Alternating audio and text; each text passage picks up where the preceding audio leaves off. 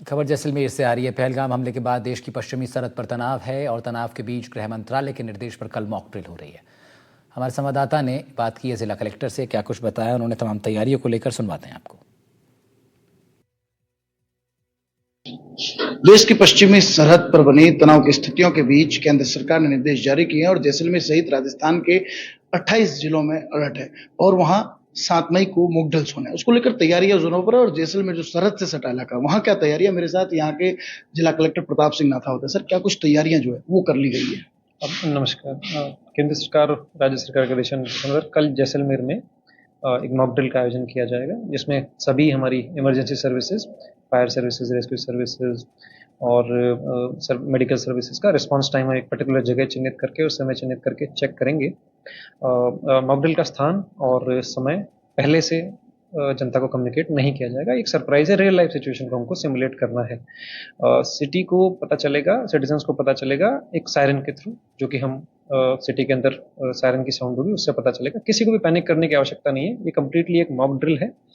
सभी सिटीजन्स को इसको देखने को मिलेगा और इसके थ्रू जब जागरूक रहेंगे वो, तो वो आगे रियल लाइफ सिचुएशन में काम आएंगे। सर, जिस तरह से 1971 की वॉर के बाद ये लंबे वर्ष बाद, लगभग 54 साल बाद ऐसा मौका, तो कितना बदलाव देखने को मिल रहा है और किस तरह रिस्पांस जो और ज्यादा क्विक करने की जरूरत है, क्योंकि आधुनिक वक्त आ चुका है। जी, टेक्नोलॉजी डेफिनेटली चेंज हो चुकी है और बाकी इन सब चीज़ों को ध्यान में रखते हुए ही इस बार रात को भी एक व्यवस्था हम रखेंगे, जिसके अंदर एक समय जो कि पहले से नहीं बताया जाएगा, उस समय सायरन बज के और सभी सिटीजन्स को अपने रेजिडेंशियल कमर्शियल बिल्डिंग्स की लाइट्स स्विच ऑफ उनको करनी होंगी।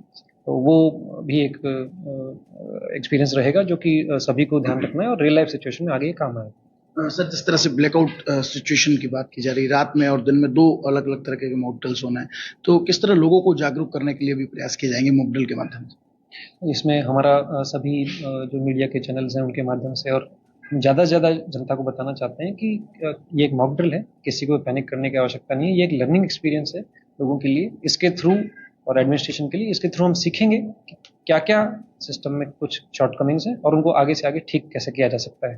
तो आप सभी से माध्यम से हमारी अपील है कि ज़्यादा से ज़्यादा लोग इसमें जो हमारा उद्देश्य है एग्जैक्टली उसी की तरह पार्टिसिपेट करें। ज़्यादा से ज़्यादा लोग अपने वॉलंटरीली स्विच ऑफ करें, मैक्सिमम लोग, ताकि सबसे ज़्यादा इफेक्टिव हो हमारी मॉक ड्रिल।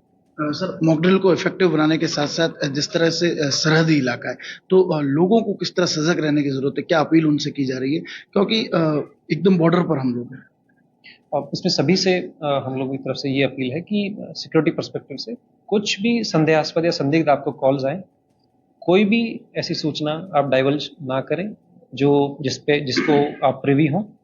कोई भी संदेहास्पद या संदिग्ध कॉल आप बिल्कुल ना उठाएं और ऐसी कोई भी आपको कॉल्स आती हैं तो आप तुरंत नज़दीकी पुलिस स्टेशन या एडमिनिस्ट्रेशन को इसकी सूचना ज़रूर दें।